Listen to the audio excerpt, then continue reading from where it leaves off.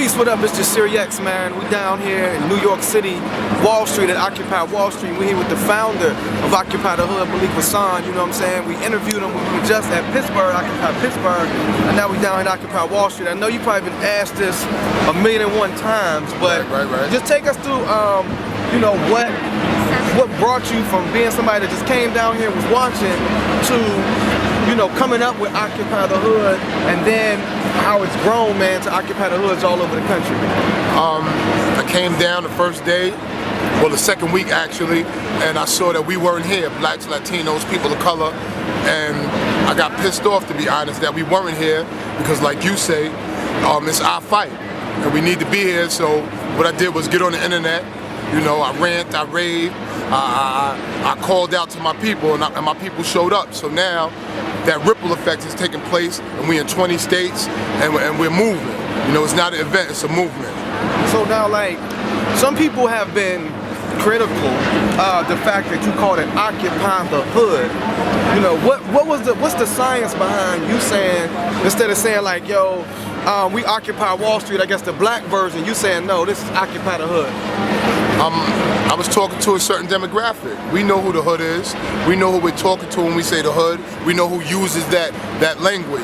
So in order to give it to the people that look like me and sound like me, I have to use the language that they use, and it worked. It doesn't necessarily mean that the hood is a bad place, because a lot of people, good people, come from the hood, like yourself. So it was a way to wake us up. You know, I was singing to a certain crowd, and one of the certain crowd to tap their feet, and they start tapping, so now we moving. Now, I mean, so you started Occupy the Hood, and then now, like, you know, media just came out from everywhere, you know what I'm saying, worldwide, to kind of talk to you, man. Like, I guess explain, like, how, you know, you go from, just like you said, you just being somebody ran on the internet, right, but you take that next step of coming down to make sure our community is represented, then you, like, all over, you know, or people want to talk to you, get your opinion, CNN. How does that feel? We doing work. We're out here, we're being present. Occupy to me is to be present. And we're being present, and we're getting off the walls, we're getting off the couches, and we're being present. You don't have to have a long line of being a community activist, just be active. And that's what we're doing. I don't even know any other way to say it. Was I decided to be present. I jumped off the porch. You know, I stopped being scared, really. And I just want to just add another comment, because I think, and it's something that we had talked about off camera, the importance of when there's cameras and when there's attention. And what I love about when you speak, brother, we got to make sure that our problems and hurt is represented in the media as well. And so I think, to me, that's beautiful about what you've been able to do, is you've been able to say, okay, it's media down here, it's a spotlight on here, well, I'm gonna make sure that as the spotlight is on, our community's problems and issues are addressed. You know what I'm saying? So one more question, man, because I know you've been touring. Right. You know what I'm saying? You went to Detroit, you went to Pittsburgh, man. We greatly appreciate you stopping by. What's been the response to you, you know, I guess all over the country? Because Occupy the Hood's all over the country. What's been the response? It's been overwhelming. It's been good, which is a surprise to me.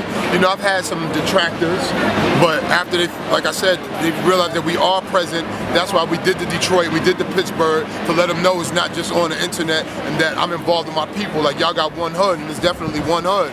And if we're reaching out to each other, and the world can see that our issues are not going to be brushed away, and that we're going to stand next to each other to address these issues, they can't stop us. You know, we're the sleeping giant. I say this over and over again.